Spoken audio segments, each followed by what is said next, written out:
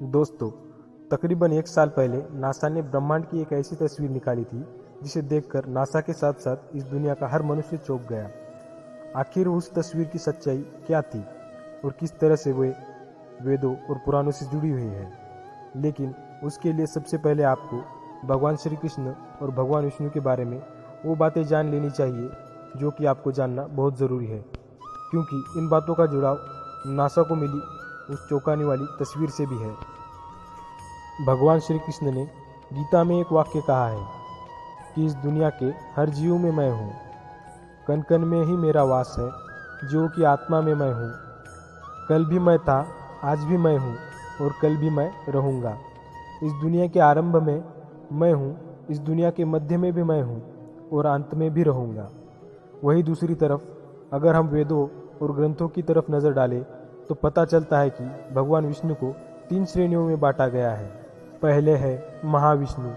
महाविष्णु मतलब वो पर ब्रह्म जिन्होंने इस संसार का बीज बोया और इस दुनिया में जो कुछ भी मौजूद है वो सब सिर्फ इन्हीं की वजह से है। आपकी आत्मा, वो यहाँ तक कि आपकी बुद्धि भी सब कुछ महाविष्णु की ही देन है। दूसरे है क्षीरोदकशाही विष्णु। जब हम बात करते हैं कि हर जगह भगवान है, हवा में, मनुष्य में, धरती में, कण कण में, अर्थात छोटी से छोटी चीज़ में भी भगवान है, तो वहाँ बात की जाती है क्षीरोदकशाही विष्णु जी की।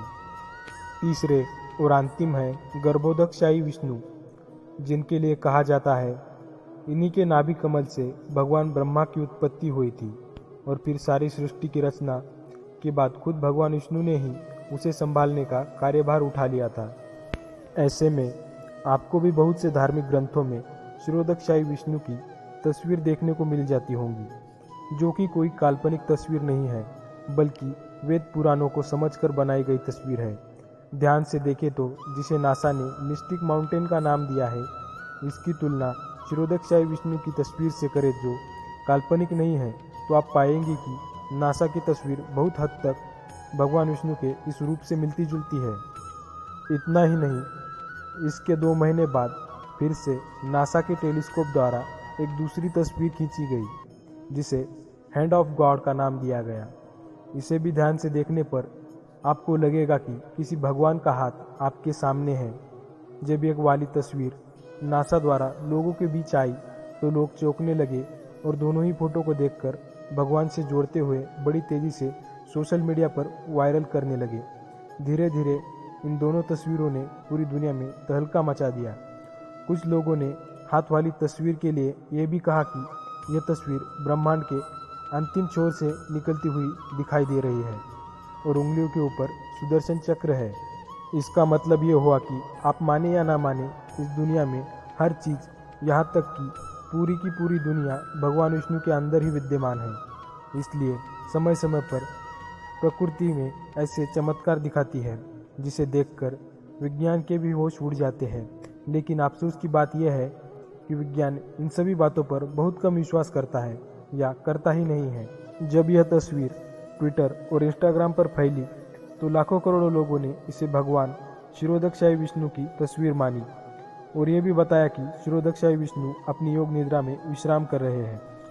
अब यहाँ बहुत सारे लोग ये भी कह सकते हैं कि यह गलत है और विज्ञान की वजह से ही सब कुछ इस दुनिया में संभव हो पाया है। विज्ञान ने ही इस दुनिया को उत्पन्न किया है।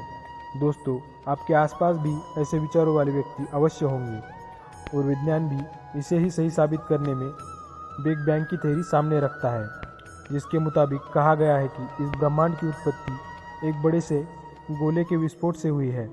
तो अब यहाँ यह सवाल उठता है कि वो बहुत बड़ा गोला आया तो आया कहाँ से, साथ ही हर जीव की मृत्यु क्यों होती है और क्यों नहीं विज्ञान मरे हुए लोगों को जिंदा कर पाया।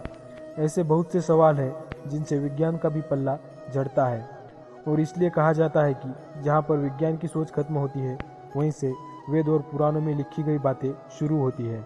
फिर ऐसी बहुत सी चीज़ें हैं जिन्हें विज्ञान अब तक समझ नहीं पाया है, लेकिन वेद पुराणों में वो कब की समाप्त हो चुकी है।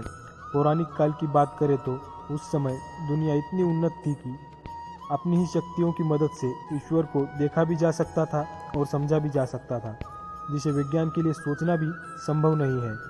और यहाँ तक कि पहुँचने की बात तो दूर ही है। विज्ञान से जुड़े कई ऐसे लोग हैं जो इसी सकारात्मक शक्तियों पर विश्वास तो करते हैं लेकिन पूरी दुनिया के सामने जाहिर नहीं करते हैं।